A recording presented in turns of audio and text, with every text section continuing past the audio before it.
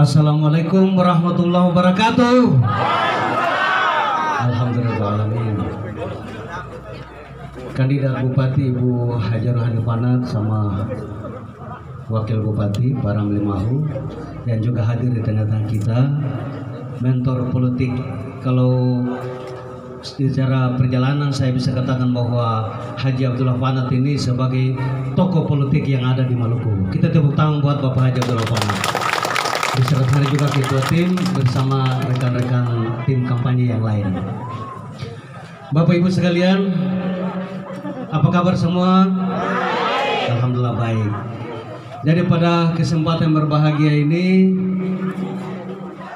di mana-mana perlu secara politik demokrasi, saya selalu mengingatkan kepada kita semua terhadap pesta demokrasi ini, yang mana sisa beberapa saat lagi atau detik-detik terakhir kita menuju kepada tanggal 9 Desember. Ini kan pasti semua hatinya berdebu-debu, semua hatinya bertanya-tanya, dan apa kejadian apa nanti akan terjadi pada tanggal 9 Desember nanti. Ya Bapak Ibu ya. Nah, oleh sebab itu sebuah demokrasi akan tercipta yang terjadi di SBT. Saya mau sampaikan begini. Selain kita Bapak Ibu semua punya hak untuk mencoblos nanti pada tanggal 9 Desember.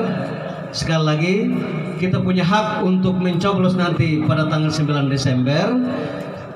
Kita masyarakat, warga masyarakat yang punya hak coblos harus juga kita tahu dan mengetahui bahwa hak demokrasi kita adalah kita juga punya hak untuk mengevaluasi perjalanan sebuah kepemimpinan selama 5 tahun berjalan. Apa yang kita evaluasi? Kata pasarnya begini, setelah 5 tahun berjalan kita lihat apakah ada kemajuan di negeri ini ada atau tidak, atau kita bandingkan 10 tahun yang kemarin dengan 5 tahun yang kepemerintahan mufakat, apakah dia berbuat lebih baik dari 10 tahun yang kemarin atau tidak.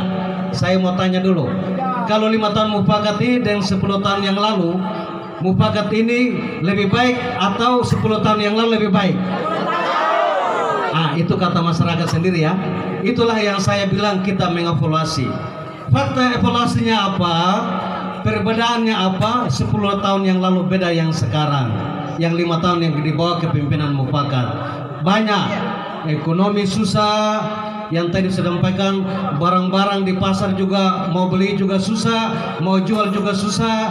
Bahkan kalau kita melihat bahwa tingkat perputaran ekonomi di dalam masyarakat, terutama pada pusat-pusat pembelanjaan, itu mengalami penurunan yang sangat luar biasa. Ya Bapak Ibu ya, bisa dengar toh? Ini Bang Beteli ada perhatikan di info, mudah-mudahan bisa dengar apa yang kita bicara ini.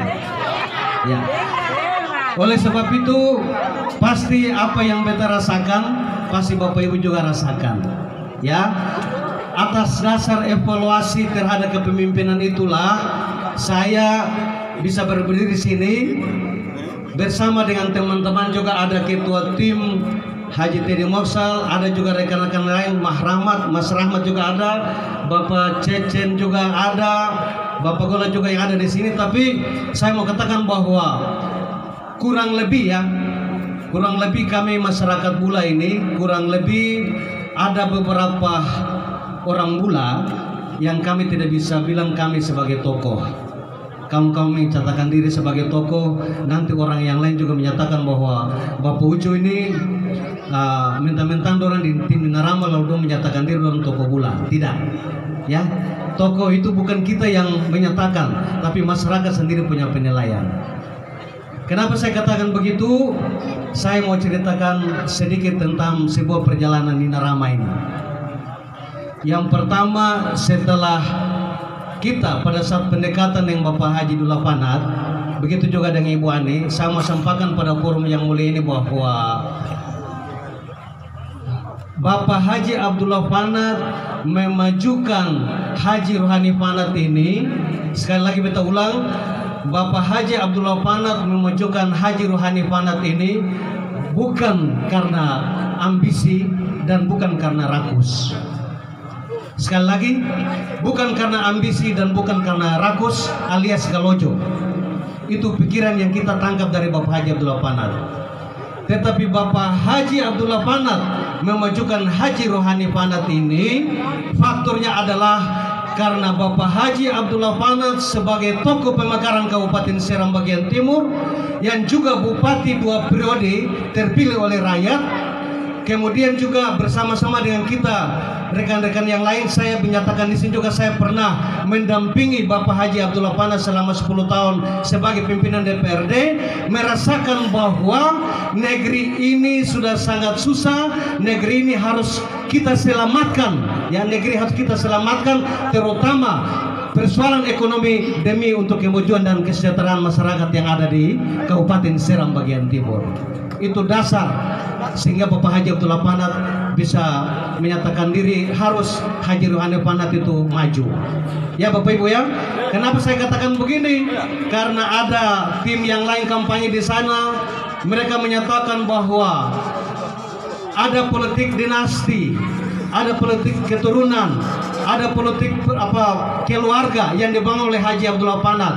Saya terkesan dengan beliau punya katakan bahwa kalau saya dinasti, kalau saya memilih keluarga saya calon, setelah Abdullah Panat dengan Siti Umuriyah berakhir, berarti langsung Haji Abdullah Panat langsung kasih maju Haji Rohani Panat. Kan begitu ya Bapak Ibu ya. Tapi pada saat 10 tahun dia memimpin, dia sudah mulai berpikir bahwa dia ambil Siti Umuriyah sebagai wakil dari Kepulauan Goron, dan dia ambil Bapak Ongengo dari Dapil 2 atau Seram Timur. Jadi jelas ya, dari isu-isu dibilang politik dinasti atau politik turunan itu sudah tidak berlaku lagi. Mudah-mudahan nanti Bapak Ibu bisa jawab isu-isu yang berkembang yang ada di sana. Ya Bapak Ibu ya. Nah, oleh sebab itu pada kesempatan yang berbahagia ini saya mau sampaikan atau menceritakan sedikit. Setelah tadi Bapak Dula sudah berpikir untuk mengajukan Ibu Haji Rohani Panat, terus siapa wakilnya? Ya tentu kita sudah ketahui sekarang ini yang hadir di tengah-tengah kita adalah Bapak Muhammad Ramli Mahu. Kita tepuk tangan dulu buat Bapak Muhammad Ramli Mahu. Kenapa harus mesti menyatakan kita harus tepuk tangan? Karena faktor yang sangat penting secara strategi politik, ketika kita memajukan figur, harus kita pertimbangkan potensi-potensi dan gambaran-gambaran kemenangan. Ya, potensi gambaran kemenangannya itu apa? Misalnya contoh, kalau kita ambil pasangannya itu berasal dari Dapil 1, ya tidak mungkin lagi pasangan bupati dari Dapil 1, tidak mungkin calon wakil itu juga berada pada Dapil 1. Ya Bapak Ibu ya. Nah, tentu kita memilih pasangan itu berada pada Dapil 3 atau pada Dapil 2. Terus yang saya sampaikan tadi, kita kurang lebih katakan sebagai orang Gula yang simpatisan Nina Rama, kita berada pada 15 orang ini, kita godok secara tersembunyi tanpa diketahui oleh masyarakat. Kita godok menghadapi 2020 untuk pilkada ini. Kira-kira ketong orang Gula ini arahnya itu mau kemana? Ketong ambil bagian di dalam pilkada ini seperti apa? Itu yang kita godok kurang lebih selama 3 bulan bersama-sama Bapak Haji Teddy Moksal dengan rekan-rekan yang lain. Kita juga terlibat. Numpuknya begini, kami yang menggodok ini juga harus secara jujur kami menyatakan bahwa kami ini kemarin termasuk garda depan pendukung mufakat atau bisa memenangkan mufakat dan melawan Haji Abdullah Panat. Itu kami yang ada sebagian besar, kalau mau bilang rata-rata semua kami yang berbicara tentang Gula ini, kami menggodok itu. Ya Bapak Ibu ya. Oleh sebab itu setelah kami menggodok, kami punya kesimpulan beberapa hal. Yang pertama bahwa kami mengevaluasi sesuai dengan hak demokrasi tadi. Ini bukan kita pilih saja tanggal 9, harus kita evaluasi. Ternyata setelah kami evaluasi, kami bisa menilai bahwa pemerintahan